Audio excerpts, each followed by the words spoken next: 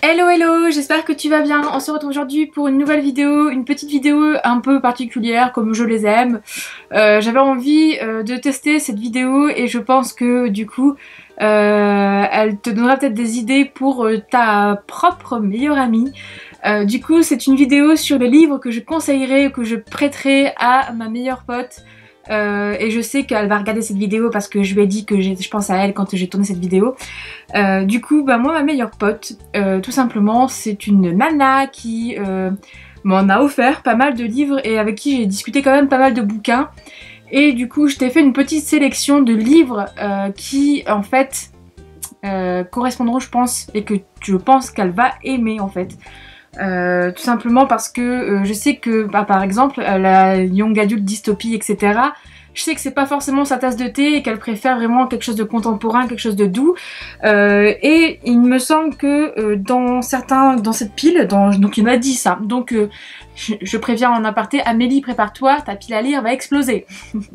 Mais en gros au pire je te le prêterai, t'inquiète, on n'est pas trop loin, ça va aller, mais en gros c'est une petite pile en fait de livres que je me suis dit, enfin il y en a 10 du coup, je me suis dit que je pense que ça lui plaira parce que on a déjà beaucoup papoté autour de Colleen Hoover et je sais qu'elle a beaucoup aimé Maybe Someday et November 9 parce qu'on en avait discuté. Et donc de là j'ai fait une petite sélection de aussi d'autres contemporains etc, romances un peu chouchou. Il n'y a pas que de la romance aussi, il y a quand même de la jeunesse aussi. Et ouais, et dont un qu'elle m'a offert, enfin que tu m'as offert aussi. Oui, je suis désolée, mais bon, c'est vrai que toi, je suis sûre qu'il va te plaire. On va commencer d'ailleurs par celui-ci. C'est Charlie plus Charlotte de Shannon Lee Alexander. Je sais pas si tu te souviens ou si, voilà. En fait, c'est en janvier dernier, ou encore en janvier dernier, tu as dû le voir passer dans un book haul justement. Et c'était du coup Amélie qui m'avait offert pour mon anniversaire. Et je me souviens bien qu'elle m'avait dit justement que... comment dire, que ça, ce qui lui tentait en fait aussi pas mal. Donc du coup ben je pense vraiment après l'avoir lu et on en a discuté que il va vraiment lui plaire parce que c'est doux etc. Malheureusement moi il y avait un petit côté très prévisible que j'ai eu du mal à apprécier parce que du coup voilà je pense que j'étais pas dans le bon mood malgré le fait que la fin est vraiment très poignante et elle fait ressurgir beaucoup de choses, donc quand même prépare-toi à sortir tes mouchoirs, voilà, et je préviens. D'ailleurs je viens de me rendre compte que à part de mouchoirs j'ai oublié d'en mettre un dans la liste et je le prends tout de suite et je te demande du coup. Ah, je vais y arriver. En parlant de mouchoirs, donc ça fera 11 livres hein, désolé. Mais en parlant de mouchoirs, du coup un livre aussi que je conseillerais à mort, c'est 1000 baisers pour un garçon de Teddy Cole. Je suis sûre et certaine que ça va lui plaire, donc que ça va voilà, j'en suis sûre. Et ça se lit tellement vite et donc voilà, moi j'adore, c'est un coup de cœur intersidéral cette histoire. Elle est tellement douce, tellement belle etc, et je suis sûre. Donc franchement il est sorti en poche hein, Amélie, donc tu peux l'acheter en poche hein, si tu veux, mais sinon je te le passe ou quoi, mais voilà. Je sais pas si toi tu l'as lu, n'hésite pas à me dire ton point de vue sur celui-ci, mais c'est vrai que j'ai vu que quasiment des avis positifs et vraiment il vaut le coup, donc il faut que ma besta le lise. Ensuite, petite sélection du coup dans les romances etc. J'ai quand même mis en fait un roman, enfin une série en tout cas que j'ai beaucoup aimé et qui est quand même paranormal, mais c'est plus pour la plume en fait de l'auteur, enfin et voilà hein. C'est Sophie Jomain et c'est le tome 1 de Felicity Hadcock, donc Les Anges mordent aussi. Moi j'ai l'édition chez Rebelle mais c'est sorti en poche chez J'ai lu il me semble, et là aussi c'est pareil, je pense que je sais pas si elle a déjà lu des romans de Sophie Jomain. De toute façon, il y en a plein là dans la pile. Mais Sophie Jomain, je pense que c'est une plume qui pourrait lui plaire. Donc c'est pour ça que je te le présente aujourd'hui dans cette vidéo. Parce que là, voilà. Alors ça, là, c'est plus pour le personnage de Felicity qui est vraiment badass et qui est vraiment hyper punchy, hyper marrante, etc. Je pense que malgré le fait que ce soit autour d'anges et de démons, ça peut te plaire. Parce que la pauvre, c'est une fille normale, basique, et il lui tombe tout sur le coin de la tronche, et elle voit rien arriver, donc je pense que ça peut te plaire. Ensuite, un petit Georgia Caldera, allez, Nos chemins de travers, de chez J'ai lu, donc bah moi j'ai eu un énorme coup de cœur pour cette duologie, elle est magnifique. Elle tourne autour de l'acceptation de soi et le fait que ne pas correspondre aux stéréotypes, aux classiques physiques que tout le monde veut, etc. Ne fait pas forcément quelqu'un de mauvais, etc. Enfin, il faut lire cette histoire, voilà, c'est juste très beau. Il y a un personnage de Louis qui est très touchant, malgré au début qu'on a envie de le taper, mais franchement, la suite, c'est juste dingue. Donc c'est vraiment un livre que je conseille vraiment à même à tout le monde en fait. Mais je le conseille aussi à ma meilleure pote parce que je suis sûre qu'elle va kiffer. J'en suis sûre et certaine. Parce que c'est tellement... Puis en plus, ça arrive à la fin, on va vouloir lire le tome 2. Mais c'est... Comment dire? En fait, Georgia Caldera, c'est un peu comme du Sophie Jomain pour moi aussi. Enfin, c'est mes deux auteurs contemporaines assez chouchous en fait. Et du coup, elles ont une plume toutes les deux assez particulière. Enfin, pas particulière, mais très simple à lire, mais très addictive et... hyper bien fourni, etc.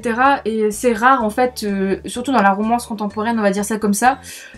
Surtout quand on voit des fois des choses qui sont traduites de l'anglais chez Hugo qui sont pas vraiment folichonnes. Mais c'est rare et du coup quand il y a des bonnes choses comme ça, il faut les apprécier. Et là, je suis sûre qu'elle va apprécier. Ensuite, forcément une petite française aussi, c'est Viens on s'aime de Morgane Moncomble. Ça c'est pareil, je pense qu'elle pourrait passer un bon moment de lecture avec. Donc là c'est pareil, c'est une petite romance aussi. Mais moi j'ai eu un coup de cœur pour cette romance parce que c'est frais, c'est très... Il y a beaucoup de références en fait à ce qu'on peut vivre, etc. Et on s'attache au personnage. Donc du coup je suis sûre que ça peut lui plaire, carrément même. Carrément. Donc c'est vraiment un truc que je peux lui conseiller aussi. Enfin un livre que je peux lui conseiller.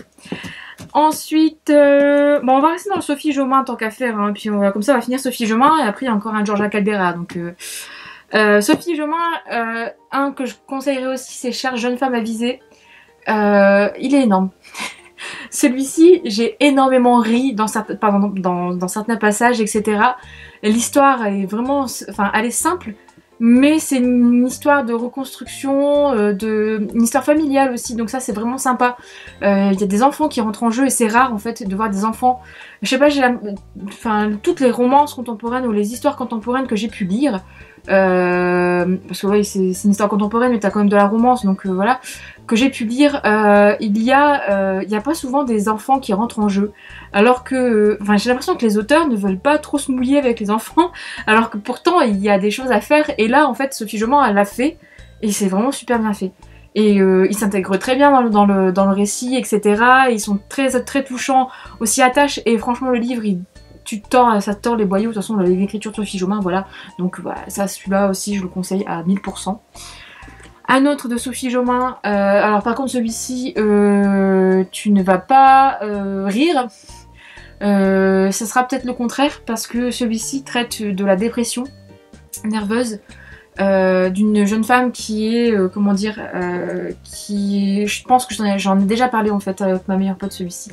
Je lui avais dit de le lire, je sais pas si elle l'a lu, mais je pense qu'elle a dû le lire, mais je suis pas sûre. Parce qu'en fait j'ai son compte livre-addict mais j'en souviens plus. Bon bref, en tout cas si tu l'as pas lu, fonce parce que voilà. C'est un livre qui traite en fait de l'euthanasie, du droit à l'euthanasie en fait, et d'une jeune femme qui est au bout du rouleau et qui souhaite se faire euthanasier. Voilà, j'en dis pas plus parce que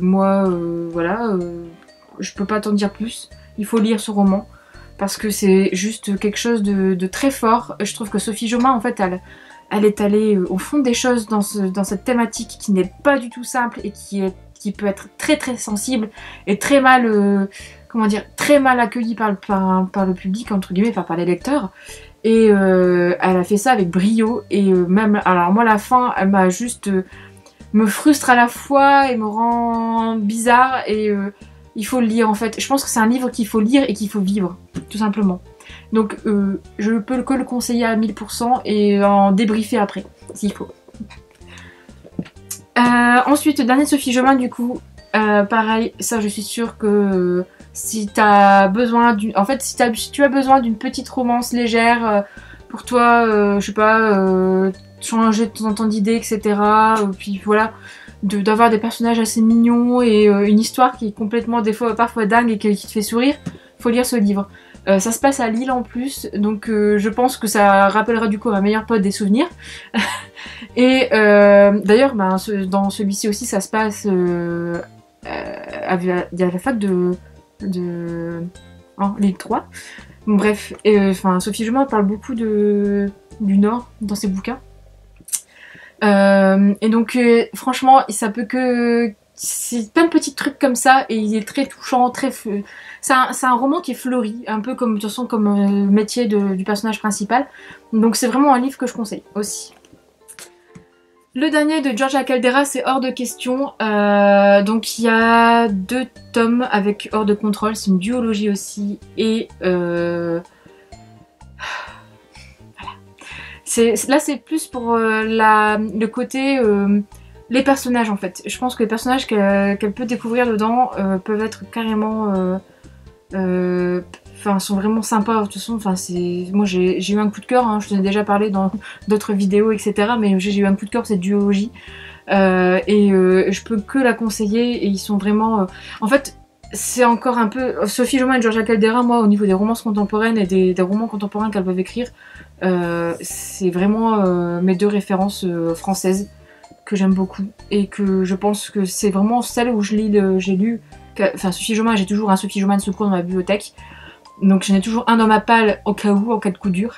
Et pareil pour Georgia Caldera, j'ai encore du coup Victorian Fantasy dans ma palle. Mais bon là, je pense que celui-là je ne le conseillerais pas vu que c'est un peu du univers steampunk. Mais celui-ci par contre, je ne peux que le conseiller à ma meilleure amie. Alors là on est plus sur du young adulte, contemporain, entre guillemets. Et je conseillerais Inséparable de Sarah Grossan, traduit par Clémentine Beauvais.